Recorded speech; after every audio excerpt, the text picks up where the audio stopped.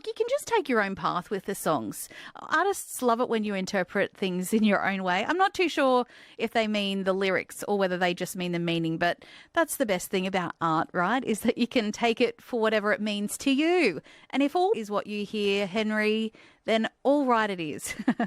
1300 630 222. Lots of misheard lyrics. You can share yours with me too. I'll read a few more for you very shortly. But I wonder, do you sometimes have problems getting to sleep? I sure do. Maybe you find your mind racing as you're getting ready for bed. Maybe you have mental chatter during the day distracting you from what you're meant to be doing. So can we quiet our mind? Can I quiet my mind? Can you quiet your mind? Psychology consultant Dr. Jo Lukens is with me now. Good morning. Good morning, Susan. Thank you very much for being with me.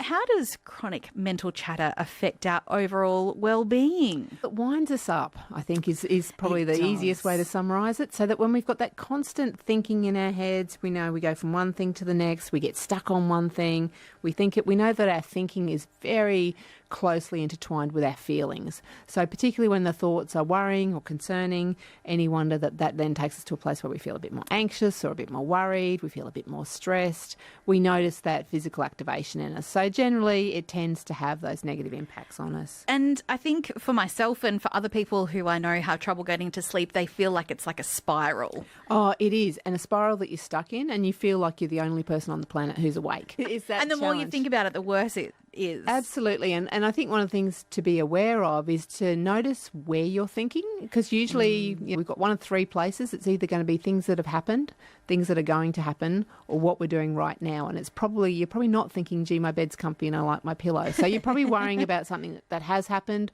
or you're anticipating something that's going to happen. So how do we stop that spiral? How do we calm things down, diffuse that? Yeah, so diffusion it's an interesting concept that we have in psychology, where we notice that we have a thought, but we don't get too intertwined with it, if I can describe it that way. Just because I think something doesn't mean that it's true. So I might notice that I have a thought of, gee, I hope I don't muck up the radio interview. But if I get really stuck on that, it's generally unhelpful for me. Whereas what really happens is my mind, like everyone else's, conjures up all sorts of commentary on the world, but we get stuck on some of it. Diffusion is that notion of noticing a thought and being a bit curious about it and going, well, that's interesting that I thought that, but holding it at arm's length, if you like, if that makes sense. Yes. What role does exercise play here? Can that help? Exercise, yes. Exercise helps with lots of things, and one of the things it can do is if we're stuck in a spiral and it's an appropriate time of the day, then going for a walk, going and doing some activity, getting the heart rate up, or even just getting out into the garden, doing something else. So there's a number of reasons why that works. It's getting us into another environment, it's distracting us in a little way, but we know that many people will report feeling better after physical activity. So doing something physical is generally a good, helpful strategy for us to think about. So how can we incorporate brief moments of mindfulness to diffuse or to help move through this? Yeah, we want to find things that help us have that little mental break from the constant spinning of thoughts.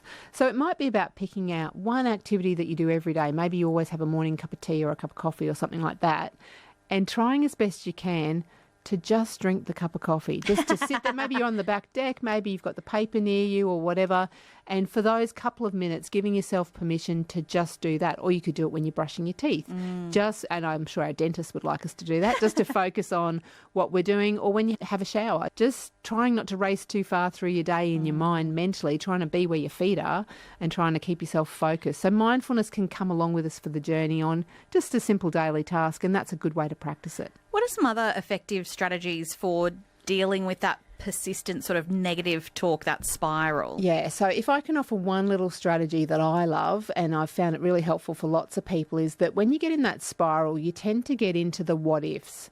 What if I'll stick with what I'm doing. What if the radio interview doesn't go well? What if Susan doesn't invite me back? What if the listeners all ring up and go, Dr. Jo's doesn't tell us very interesting things? Like, now I am getting myself worried. I'm making up stuff I hadn't even thought of 5 minutes ago. But notice what happens is when you say what if to yourself, it tends to result in, it doesn't take you very far and it makes you feel worried. So the way I would spin it is that the question doesn't need to change except for the way that we started it. So even if the radio interview doesn't go well, then maybe I'll get a chance to do it next week. Even if Susan doesn't invite me back, then I'll cry a little bit, and then I'll find something It's else a to do less on a Monday morning. negative spin. Yeah, so we know that going from what if to even if, it sounds like you're moving towards a solution. So even if, you mishear the song lyrics. even if, then you've got a funny story to share with others afterwards. Exactly. Psychology consultant and author Dr. Jo Lukens, thank you very much for joining Susan. me.